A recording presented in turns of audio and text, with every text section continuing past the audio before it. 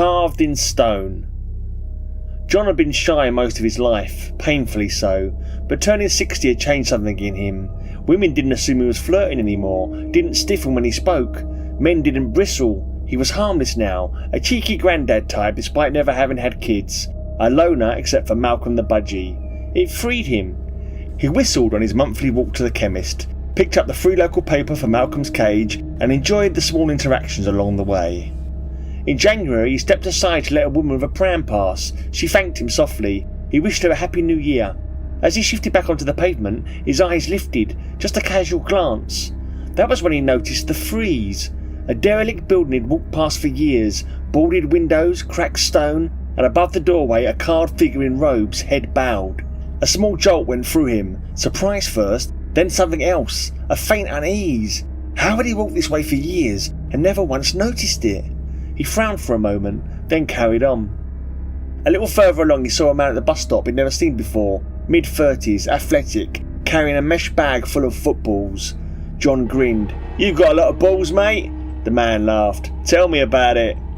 John whistled the rest of the way to the chemist, where he joked with the pharmacist about keeping the old boiler ticking. Over the next few months the frieze drifted in and out of his mind in tiny harmless flashes. Nothing troubling, just the odd moment where he'd think, "Was their head tilted like that before?" Or, "Funny how I never noticed it all these years." Each month, as he approached the building, his eyes darted up before he could stop them.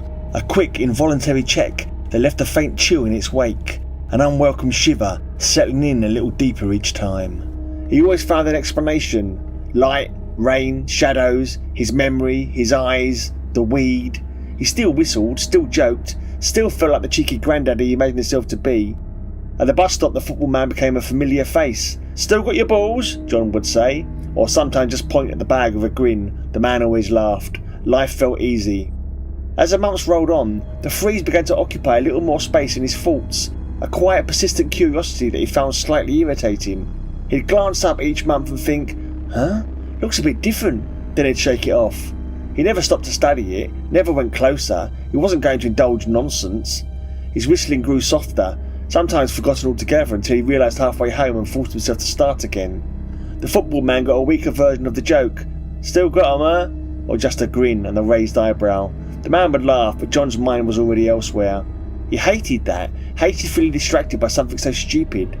One month, he couldn't have said which, he looked up and felt a cold jolt run through him. The face was different, not altered, not weathered, not eroded, different, a new person entirely. For a moment a chill crept down his spine, the kind that comes before thought. Then rationalisation surged in, fast and fierce, almost protective. Impossible, ridiculous, he was just imagining it, he had to be imagining it. He walked faster, annoyed at himself for being an idiot. He didn't whistle at all that day. After that, he found himself dreading the moment he'd passed the building. He told himself he wasn't. He told himself he was being dramatic, but he walked a little quicker, kept his head down longer, only looked up at the last second as if to prove he wasn't afraid. Each time the face seemed changed, not always dramatically, but enough. He nearly walked into a pram once because he wasn't paying attention. The woman stopped to let him pass. At the bus stop the football man frowned. "You alright, mate?" John forced a smile. "Yeah, sorry, got a lot on my mind is all. See, you've still got your balls." The man laughed, but it was uncertain. John didn't whistle on the way home. John began to almost worry about going on his monthly chemist walk. He found himself thinking about the frieze before he even put his coat on. An hour of circling thoughts. He walked the route faster, head down, only looked up at the last second. He had a scar on the cheek, deep, impossible to miss. He was planning on walking briskly past, but this made him falter. He paused for a couple of beats, really stopped to study it from a distance. The scar was definitely in the frieze, not some twig or something that had blown onto it. He swiftly got back on his way, almost jogged half a block. He spent the rest of the walk in a fog, thoughts looping over themselves like tangled string. Every explanation he'd leaned on for months lined up obediently in his mind.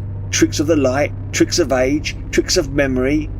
Rain could stain stone in strange ways. Shadows could carve illusions. His eyes weren't what they used to be. And the weed, well, that was an easy culprit. He clung to each excuse in turn, turning them over like worry stones, refusing to let the impossible take root.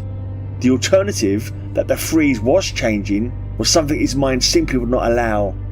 Say it was changing, which it wasn't, obviously, then why was it changing? How?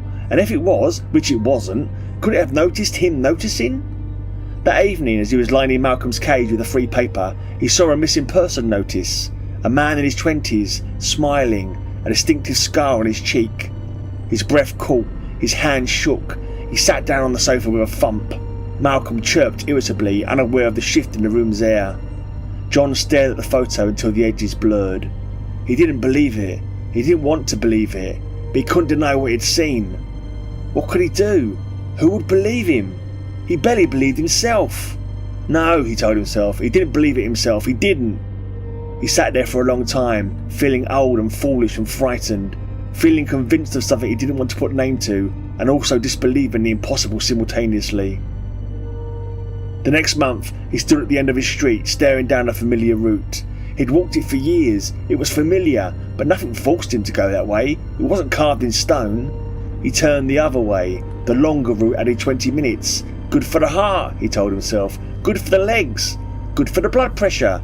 He didn't look back, and as he walked, something loosened in him. His shoulders dropped, his breath deepened, a tune rose to his lips, hesitant at first, then clearer. He whistled again. When he rejoined the main road further down, he passed the bus stop. The football man was there, bag of balls at his feet. John grinned. "You must be a great juggler, mate." The man laughed, a real laugh this time. John walked on, lighter than he felt in months. Behind him, far down the street he no longer used, the frieze waited above the derelict doorway. Its face was different again, but John would never know.